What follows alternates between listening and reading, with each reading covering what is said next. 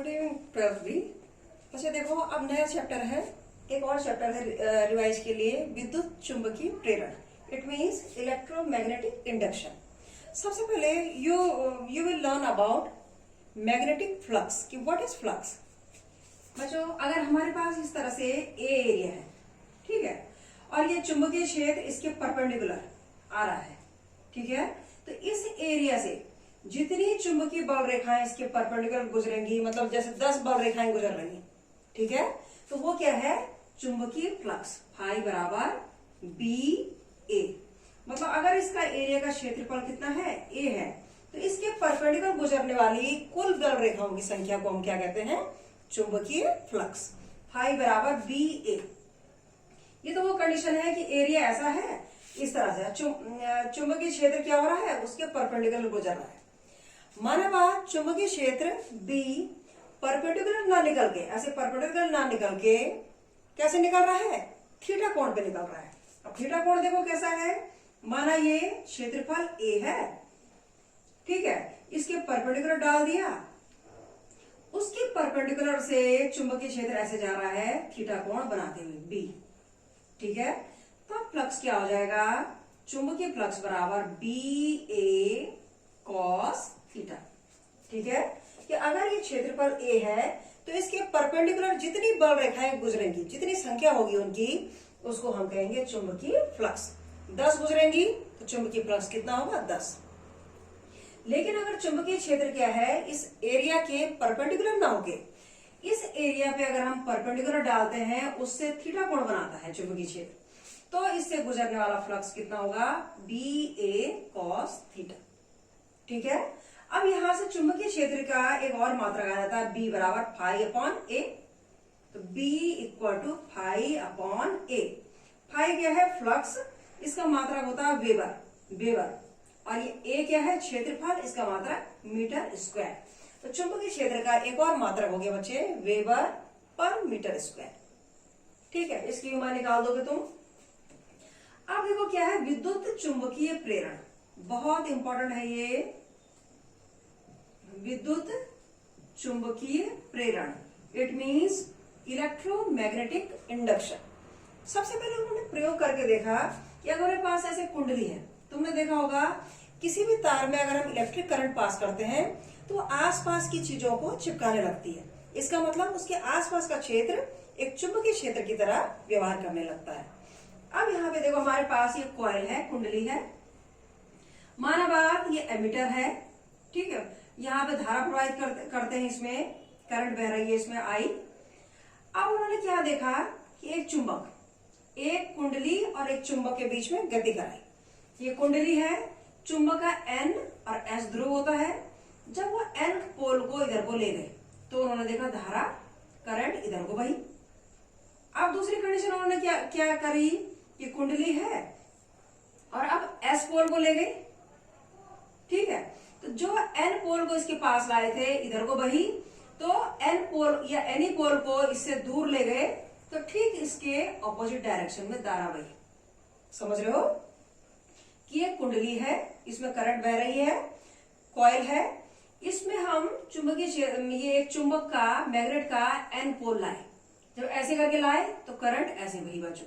जब एन सिरे को हम इसके दूर ले गए, ये वाली कंडीशन, तो जैसे ये बही थी उसके उल्टी डायरेक्शन में बही। इसी तरह से इसी कॉइल में अगर हम ये एन की जगह एस कर दें, एस को इसके पास लाएंगे तो पहले एन को पास लाए थे, इधर को थी ना, अब एस को पास लाए तो इसके जस्ट अपोजिट डायरेक्शन में बही। इसी तरह से बच्चों एन को दूर ले गए थे तो पहले इस डायरेक्शन में थी, अब क्या करेंगे, एस को दूर ले जाएंगे, एस कर दिया हमने माना बात ये सिरा, तो अब उसके उल्टे डायरेक्शन में बहेगी। मतलब अगर हमने एक कुंडली और चुंबक का एन सिरा पास लाए तो करंट एक डायरेक्शन में, एन सिरा दूर ले गए, करंट अपोजिट डायरेक्शन में। जब एस सिरा पास लाए तो जो एन सिरा पास लाए थे करंट ऐसी थी, तो अब एस सिरा पास ला रहे तो करंट उसके अपोजिट डायरेक्शन में। तो उन्होंने प्रैक्टिकल से देखा कि जब हम कॉइल और चुंबक के बीच में रिलेटिव मोशन कराते हैं, ठीक है, कि हम कुंडली को, हम जैसे चुंबक चला रहे हैं, चुंबक चलाने की जरूरत नहीं है, हम कुंडली को भी मूव कर सकते हैं। चुंबक फिक्स कर दो और कुंडली को उसके पास ले जाओ, चुंबक फिक्स कर दो, कुंडली को उससे दूर ले जाओ, ठीक है। तो उन्होंने क्या देखा कि जब कुंडली और चुंबक के बीच में आपेक्षिक गति होती है, इस तरह से मोशन किया जाता है, तो इस एमीटर में करंट शो होती है। इसका मतलब एक धारा बहती है। फिर उन्होंने क्या देखा, इस कुंडली के बीच में अगर नर्म लोहे की छड़ रख दें तो क्या होगा, धारा और ज्यादा बह रही। फिर तीसरी चीज क्या देखा, प्रैक्टिकल कर रहे हैं, अगर इसमें 10 फेरे हैं, हमने 12 फेरे कर दिए तो धारा और ज्यादा बह रही है। फिर हमने क्या देखा, माना बात हम चुंबक का एनसिरा ऐसे करके पास ला रहे हैं, लेकिन एनसिरा हम स्पीड से पास लाते हैं, तेजी से, तो धारा और ज्यादा बह रही है। इसका मतलब उन्होंने कहा कि इस एमीटर में करंट का बढ़ना ये शो करता है कि करंट किस पे डिपेंड करती है, कुंडली और चुंबक के बीच में आपेक्षिक गति पे, और साथ में इस बात पे भी कुंडली में फेरों की संख्या बढ़ाने में धारा बढ़ेगी। नर्म लोहे की क्रोड रख दे तो धारा बढ़ेगी, उनके बीच में आपेक्षिक गति ज्यादा तेजी से कर दें तो धारा बढ़ेगी। अब उन्होंने क्या बच्चों निष्कर्ष निकाले, कंक्लूजन क्या निकाले ऐसा प्रैक्टिकल करके, कि पहला, जब भी कुंडली, कॉइल और मैग्नेट, चुंबक के बीच में मोशन होता है, रिलेटिव मोशन, एक दूसरे के सापेक्ष गति होती है, तो क्या होता है, यहाँ एक प्रेरित विद्युत वाहक बल उत्पन्न हो जाता है। प्रेरित विद्युत वाहक बल, ये इसको कहते हैं इंड्यूस्ड इलेक्ट्रोमोटिव फोर्स। और अगर बंद सर्किट है तो वहां पे उस प्रेरित विद्युत वाहक बल के कारण एक धारा भी उत्पन्न हो जाती है, जिसे हम कहते हैं प्रेरित धारा या इंड्यूस्ड धारा। और इस घटना को, कि जब कुंडली और चुंबक के बीच में आपेक्षिक गति हो रही है, वहां एक प्रेरित विद्युत वाहक बल उत्पन्न हो जा रहा है, प्रेरित विद्युत बल के कारण बंद परिपथ में, बंद सर्किट में एक प्रेरित धारा उत्पन्न हो जा रही है। इस पूरी घटना को हम क्या कहते हैं, विद्युत चुंबकीय प्रेरण। It means electromagnetic induction. It is very important topic, ठीक है। तो इस तरह से बच्चों हो क्या रहा है कि इस कुंडली में फ्लक्स परिवर्तन हो रहा है, या हम भाषा में ये कहते हैं कुंडली से बद्ध, उससे जुड़ा हुआ फ्लक्स में परिवर्तन होता है। फ्लक्स में परिवर्तन होता है तो चेंज ऑफ फ्लक्स के कारण एक इलेक्ट्रोमोटिव फोर्स डेवलप होता है, प्रेरित विद्युत वाहक बल, उसके कारण बंद परिपथ में एक धारा उत्पन्न होती है जिसे प्रेरित धारा कहते हैं। और इस घटना को कि क्या है, कुंडली से संबंध, फ्लक्स में परिवर्तन हो रहा है, प्रेरित विद्युत वाहक बल उत्पन्न हो रहा है, प्रेरित धारा उत्पन्न हो रही है, ये पूरी घटना क्या कहलाती है, विद्युत चुंबकीय प्रेरण या इलेक्ट्रोमैग्नेटिक इंडक्शन, ठीक है। अब जो फैराडे थे, तुमने पढ़ा होगा फैराडेज लॉ। फैराडे ने क्या किया, इलेक्ट्रोमैग्नेटिक इंडक्शन के, विद्युत चुंबकीय प्रेरण के 2 नियम दिए, बहुत इंपॉर्टेंट है। पहला नियम तो यही है कि अगर किसी कुंडली से बद्ध कॉइल से रिलेटेड फ्लक्स में परिवर्तन करता है, अगर हम क्या होता है, हम फ्लक्स में परिवर्तन करते हैं तो वहां प्रेरित विद्युत वाहक बल उत्पन्न हो जाता है, वहां एक प्रेरित धारा उत्पन्न हो जाती है, और इस घटना को विद्युत चुंबकीय प्रेरण कहते हैं। This is the first law also, ठीक है। सेकेंड लॉ क्या कहता है कि ई, जो प्रेरित विद्युत वाहक बल है बच्चे, ई प्रेरित विद्युत वाहक बल, भाषा भी सुन लेना मेरी, मैं पूरा नहीं लिख रही हूं। E equal to minus del phi upon del t. Del phi मतलब फ्लक्स में चेंज, डेल टी मतलब समय में चेंज। इट मीन्स क्या कह रहा है वो, फ्लक्स परिवर्तन की दर, यानी समय के साथ कितना फ्लक्स परिवर्तन हो रहा है, कितना फ्लक्स चेंज हो रहा है ना, वो बराबर है प्रेरित विद्युत वाहक बल के। ये सेकंड लॉ है कि फैराडे ने पहला नियम क्या कहा कि फ्लक्स चेंज के कारण अगर किसी कुंडली से बद्ध फ्लक्स में परिवर्तन होता है तो उसमें एक प्रेरित विद्युत वाहक बल उत्पन्न हो जाता है, उसमें एक बंद परिपथ में प्रेरित धारा उत्पन्न हो जाती है, और ये घटना क्या है, विद्युत चुंबकीय प्रेरण। सेकंड लॉ क्या है बच्चों, E equal to minus del phi upon del t. इसका मतलब प्रेरित विद्युत वाहक बल क्या होता है, फ्लक्स परिवर्तन के ऋणात्मक दर के बराबर होता है, ठीक है, कि E equal to minus del phi upon del t, flux परिवर्तन की दर। अब ये निगेटिव साइन तुम देख रहे हो, निगेटिव साइन का मतलब ये नहीं है कुछ ऋण हो रहा है, निगेटिव साइन का मतलब डायरेक्शन उल्टी है, कि फ्लक्स परिवर्तन और ये इलेक्ट्रोमोटिव ये जो है फोर्स प्रेरित विद्युत बल की क्या होता है, दिशा आपस में उल्टी है। मतलब जो फ्लक्स परिवर्तन होता है उसके कारण प्रेरित विद्युत बल उत्पन्न होता है, लेकिन प्रेरित विद्युत बल इस फ्लक्स परिवर्तन का विरोध करता है। ठीक है, निगेटिव साइन क्या दिखाता है कि प्रेरित विद्युत बल फ्लक्स परिवर्तन का विरोध करता है। तो दो नियम हो गए, प्रेरित यही लिख देना E equal to minus del phi upon del t. तीसरा बहुत इंपॉर्टेंट नियम है लेंज का नियम, इसमें नहीं है, ये अलग से है। लेंज का नियम भी बच्चों यही है, ठीक है, कि प्रेरित किसी भी परिपथ में प्रेरित विद्युत वाहक बल की यानी E की दिशा हमेशा ऐसी होती है कि वो उस कारण का विरोध करती है जिसके कारण उसकी उत्पत्ति हुई है। तुमने क्या देखा, हमने रिलेटिव मोशन किया था, इसका मतलब इस कुंडली से बद्ध चुंबकीय फ्लक्स में परिवर्तन किया था। जब चुंबकीय फ्लक्स में परिवर्तन हुआ उसके कारण प्रेरित विद्युत वाहक बल उत्पन्न हुआ। जब वो जो प्रेरित विद्युत वाहक बल उत्पन्न हुआ तो प्रेरित धारा उत्पन्न हुई, मतलब इसके कारण ये बंद परिपथ में धारा भी। लेकिन जब प्रेरित विद्युत वाहक बल उत्पन्न हुआ तो जिसके कारण उत्पन्न हुआ, क्यों उत्पन्न हुआ था वो, क्योंकि फ्लक्स चेंज हुआ था। अब वो उत्पन्न होके अपने ही मदर पेरेंट्स का विरोध कर रहा है। ठीक है, ये लेंज का नियम है कि प्रेरित विद्युत वाहक बल की उत्पत्ति क्यों हुई, क्योंकि फ्लक्स चेंज हुआ। लेकिन जब प्रेरित विद्युत वाहक बल पैदा हो गया तो वो उस कारण का विरोध कर रहा है जिसके कारण वो पैदा हुआ है, अपने मदर फादर का। देख रहे हो कि ई डेल फाई का विरोध कर रहा है, जबकि डेल फाई के कारण फ्लक्स परिवर्तन के कारण ही ई उत्पन्न हुआ है। ठीक है, तो ये लेंज का नियम है कि किसी परिपथ में प्रेरित विद्युत वाहक बल की दिशा सदैव ऐसी होती है कि वो उस कारण का विरोध करती है जिसके कारण उसकी उत्पत्ति हुई है, यानी फ्लक्स चेंज के कारण।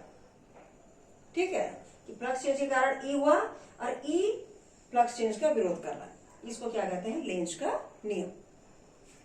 अब एक बहुत इंपॉर्टेंट चीज है बच्चों, स्वप्रेरण या स्वप्रेरकत्व, सेल्फ इंडक्टेंस। स्वप्रेरण या इसको कहते हैं स्वप्रेरकत्व, इंग्लिश में कहेंगे हम बच्चों सेल्फ इंडक्टेंस। बहुत इंपॉर्टेंट है विद्युत चुंबकीय प्रेरण में। और दूसरा जो म्यूचुअल इंडक्टेंस है वो भी इसी तरह से होगा, अगर ये समझ जाओगे। अब देखो हमारे पास बच्चों एक कॉइल है, ठीक है, इसमें करंट बह रही है आई, इसमें हमने माना हुआ धारा नियंत्रक है ना, करंट का कंट्रोल किया और यहाँ बैटरी प्लस माइनस इस तरह से लगा दी। मतलब क्या हुआ कि एक हमने करंट कैरिंग कॉइल ले ली कि एक कुंडली है उसमें बैटरी से धारा प्रवाहित की। तो इन्होंने क्या देखा कि साइंटिस्ट ने कि जब हम क्या करते हैं किसी कुंडली में धारा प्रवाहित करते हैं, ठीक है, तो उन्होंने कहा कि जब धारा प्रवाहित करते हैं तो क्या हो रहा है, फ्लक्स बढ़ रहा है, उस कुंडली से बद्ध फ्लक्स बढ़ रहा है। ठीक है, उन्होंने धारा 2 से 4 एम्पीयर कर दी, फ्लक्स और बढ़ा। उन्होंने धारा 6 एम्पीयर कर दी, फ्लक्स और बढ़ा। इसका मतलब उन्होंने कहा कि जैसे जैसे हम किसी कॉइल में धारा प्रवाहित करते जाते हैं, करंट फ्लो करते जाते हैं, तो फ्लक्स बढ़ता है। इसका मतलब फ्लक्स चेंज किस पर डिपेंड करता है, धारा पे। अगर किसी कुंडली से बद्ध फ्लक्स बढ़ता है, फ्लक्स चेंज होता है, तो उसमें एक प्रेरित विद्युत वाहक बल उत्पन्न हो जाता है, इलेक्ट्रोमैग्नेटिक फोर्स है ना, विद्युत चुंबकीय प्रेरण। अब जब उसमें विद्युत चुंबकीय ये इलेक्ट्रोमैग्नेटिक फोर्स उत्पन्न होता है तो उसमें एक धारा भी उत्पन्न हो जाती है जिसे हम कह रहे हैं प्रेरित धारा। मतलब एक मेन धारा है जो हम फ्लो करवा रहे हैं, उसको बढ़ा रहे हैं बढ़ा रहे हैं बढ़ा रहे हैं, तो फ्लक्स चेंज बढ़ रहा है बढ़ रहा है बढ़ रहा है। अब फ्लक्स चेंज बढ़ रहा है बच्चों तो ई उत्पन्न हो रहा है, ई पैदा हो रहा है। जब प्रेरित विद्युत वाहक बल उत्पन्न हो रहा है तो प्रेरित धारा उत्पन्न हो रही है। इसका मतलब जो मेन करंट तो है ही, उसके साथ एक करंट और पैदा हो जा रही है जिसे हम प्रेरित धारा या इंड्यूस करंट कहते हैं। और ये घटना क्या कहलाती है, सेल्फ इंडक्टेंस या स्वप्रेरण। ठीक है, कि एक कुंडली है, उसी कुंडली में अगर हम धारा के मान में परिवर्तन करते हैं, बढ़ाते बढ़ाते जाते हैं, तो उसी कुंडली में एक दूसरी धारा भी उत्पन्न हो जाती है, मेन धारा के अलावा एक प्रेरित धारा उत्पन्न हो जाती है। इस गुण को हम क्या कहते हैं, स्वप्रेरण, ये घटना। ठीक है, और एक होता है अन्योन्य प्रेरण जिसपर ट्रांसफार्मर बेस होता है, उसमें क्या होता है, दो कुंडलियां होती है, कि एक में करंट चेंज करेंगे और दूसरे में प्रेरित धारा उत्पन्न होगी। इसमें क्या है, इसी में करंट चेंज करेंगे और इसी में प्रेरित धारा उत्पन्न होगी। ठीक है, तो स्वप्रेरण यानी सेल्फ इंडक्टेंस कर लोगे कि अगर किसी कुंडली में धारा के मान में परिवर्तन किया जाता है तो उसमें क्या है, फ्लक्स उसी तरह से परिवर्तित बदलता है। इसका मतलब जब फ्लक्स चेंज हो रहा है, धारा बदलने पर, करंट बदलने पर फ्लक्स चेंज हो रहा है। फ्लक्स चेंज होने में हमें मालूम है प्रेरित विद्युत वाहक बल हो रहा होगा ई। जब प्रेरित विद्युत वाहक बल हो रहा होगा तो प्रेरित धारा उत्पन्न हो रही होगी। तो किसी कुंडली में, कॉइल में धारा का मान बढ़ाने पे या घटाने पर उसमें एक दूसरी धारा भी उत्पन्न हो जाती है। उसी में इस गुण को क्या कहते हैं हम, स्वप्रेरण। ठीक है, अब डेरिवेशन देखो, बहुत इंपॉर्टेंट डेरिवेशन है। माना एक फेरे से, माना एक फेरा, जैसे ये एक फेरा है, ठीक है, एक फेरे से बद्ध, इस तरह से भाषा कर, एक फेरे में नहीं बोलते, एक फेरे से बद्ध जुड़ा हुआ फ्लक्स क्या है हमारे पास, फाई है। माना एक फेरे से बद्ध फ्लक्स बच्चों फाई है। टोटल फेरे कितने हैं भाई, एक में अगर 2 होगा और 4 फेरे होंगे तो कितना जगह, 2 2 2 2 8, 2 चक्को 8, 2 4 जा 8। तो माना एक फेरे से बद्ध फ्लक्स कितना है, फाई है। और कुल फेरों की संख्या कितनी है, n। कुल फेरे इस कुंडली में कितने हैं, कॉइल में n। तो इसलिए n फेरों से बद्ध फ्लक्स क्या हो जाएगा बच्चों, n फेरों से बद्ध related flux will be n phi. समझ रहे हो। Suppose the flux related to one coil, वो एक फेरा, ये केवल एक ही, ठीक है। Flux related to this, only this is phi. And if total number of क्या, जितने टर्न है, कितने हैं, n है, then flux related to whole coil will be n into phi. Total turn into एक फेरे से संबंधित फ्लक्स, ठीक है, n फाई। अब हमने क्या देखा, हमने प्रैक्टिकली क्या देखा कि जब हम धारा करंट बढ़ा रहे थे तो फाई बढ़ रहा था, है ना। यानी फाई किस पे डिपेंड कर रहा है, करंट पे। हम करंट बढ़ाते जा रहे हैं, फाई बढ़ रहा है फ्लक्स। हम करंट डिक्रीज कर रहे हैं, फाई घट रहा है। इसका मतलब क्या है, phi is directly proportional to current. It means n phi proportional to I. समझ रहे हो। एक फेरे का फ्लक्स कितना है, फाई। टोटल नंबर ऑफ फेरे कितने हैं, n। तो कुल फ्लक्स कितना हो जाएगा कुंडली का, n फाई। और वो डिपेंड किस पे कर रहा है, शुरू में इनिशियल करंट पे। इसका मतलब n फाई इक्वल टू, एक कांस्टेंट लगाएंगे यहाँ पे, l इंटू आई। इसलिए l इक्वल टू क्या हो जाएगा, n फाई अपॉन आई। इससे l की वैल्यू निकाल दी। और L क्या कहलाता है, सेल्फ इंडक्टेंस, स्वप्रेरण या स्वप्रेरकत्व। ठीक है, अगर एक डेफिनेशन आएगी कि व्हाट इज सेल्फ इंडक्टेंस या स्वप्रेरण या स्वप्रेरकत्व क्या है, तो तुम क्या कहोगे, L बराबर n phi upon I. It means अगर if I equal to 1 ampere तो क्या हो जाएगा, ये 1 आ जाएगा, L बराबर n फाई। इसलिए L बराबर n फाई, यानी स्वप्रेरण किसके बराबर हो जाएगा, कुंडली से बद्ध फ्लक्स के टोटल फ्लक्स के बराबर हो जाएगा सेल्फ इंडक्टेंस। अगर उसमें करंट फ्लो क्या कर रही है, 1 एम्पियर, तुम क्या कहोगे, किसी कुंडली का स्वप्रेरण गुणांक या स्वप्रेरकत्व संख्यात्मक रूप से उस फ्लक्स के बराबर है, ठीक है, जब कुंडली में धारा इकाई हो। या सिंपल कह दो कि किसी कुंडली का स्वप्रेरण गुणांक या स्वप्रेरकत्व संख्यात्मक रूप से टोटल फ्लक्स के, कुंडली से बद्ध फ्लक्स के बराबर है, ठीक है, यदि अगर उसमें करंट 1 एम्पियर है। अब एक तो ये आ गई, लेकिन अगर दूसरी तरह से आएगा तो हम क्या कहेंगे, फैराडे लॉ। अगर इतना कर देना एल का मान, कंप्लीट हो गई बात। लेकिन अगर वो दूसरी तरह से पूछेगा ई के रूप में, तब कैसे करोगे, फैराडेज सेकेंड लॉ क्या कहता है बच्चों, ई बराबर minus N del phi upon del T. मतलब किसी कुंडली में प्रेरित विद्युत वाहक बल, induced electromagnetic force, flux change के निगेटिव रेट के इक्वल होता है, equal to minus N del phi upon del T. तो क्या हो जाएगा, E equal to minus delta, अंदर बाहर ले लो, डेल्टा मतलब change, N phi, delta N phi upon del T. अब यहां से देखो बच्चों, एन फाई बराबर क्या हो जाएगा, इससे N phi equal to I into N, L I है ना। तो एन फाई की जगह एल आई रख दो, बराबर delta L I upon del T. इस फॉर्म से N phi equal to L I रख दिया, एल आई रख दिया। अब क्या हो जाएगा, बराबर एल माइनस तो है एल, डेल आई लिख दो इधर, del I upon del T, L delta I upon del T, E equal to, या एल लिख दो माइनस